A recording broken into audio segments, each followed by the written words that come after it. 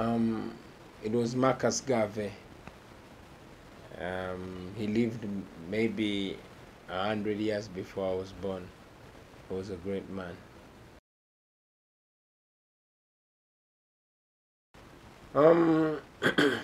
I think the most important decision that I've ever made as a leader is to stand up and say no to dictatorship, no matter how risky it seemed.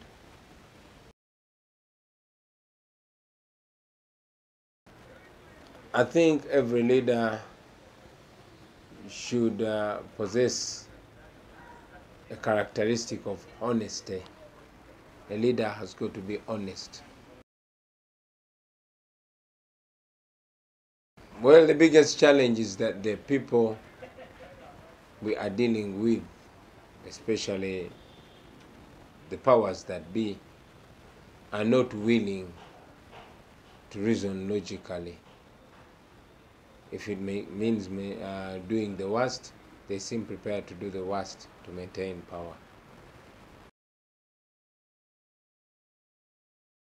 One mistake that leaders make is the fact that they refuse to learn from history, because many times what happens has always happened before and has provided great lessons that many leaders have deliberately refused to learn from.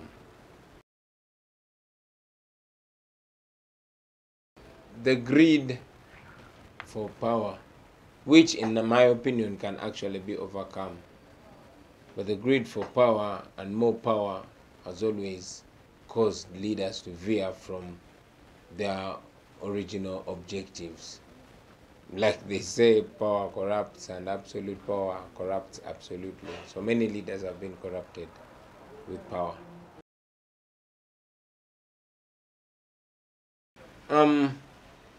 I think the best advice would be to ask them to set the precedent, not to exercise leadership on the marking scheme of the previous leaders, but to pick the great ideals and acts in previous leaders and of course learn to keep away from the evil deeds of past leaders.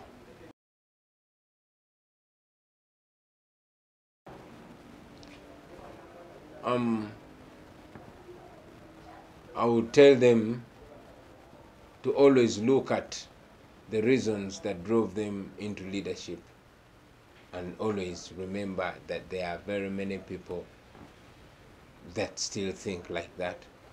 So no matter how high they go, they should never forget what it feels like to be at the bottom. Yeah. By learning from others, by unlearning the things that I discover are actually not, necessary. For example, when I was growing up, there are many things I learned that I realized I need. And yes, there's so many things I learned that I realize I don't need. So as I learn what is good, I continue to unlearn what is bad.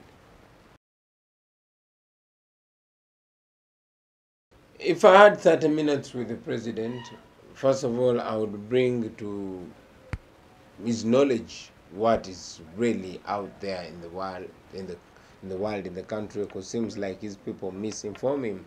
I would remind him that young people are actually 85% of the population, so they need to be seen as a force. And secondly, I would remind him that he was around our age when he did the greatest things that he did, so he should expect us to do the same when we are in the same age.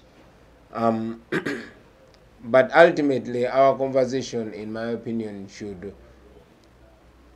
be around him having a peaceful, orderly, and dignified retirement, and to make sure we pave way for a peaceful transition of power from one leader to another. I would just remind him of what he said in his writings and his speeches, from 1986 and maybe up to around 1996, when he was promising not to overstay in power, when he was promising to respect human rights and respect the rule of law. And I would ask him whether he was lying then or he's lying now. Instantly, I would restore the rule of law, and everybody would instantly be equal before and under the law. I have a very bad appetite. I have a very good heart. I use my good heart as a leader to stand in the gap for those people that cannot speak or raise their plight.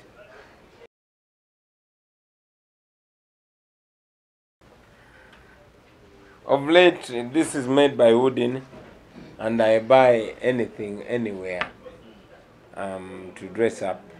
Sometimes Ranji, sometimes Dax Vibes buy me stuff, sometimes Bobby does so.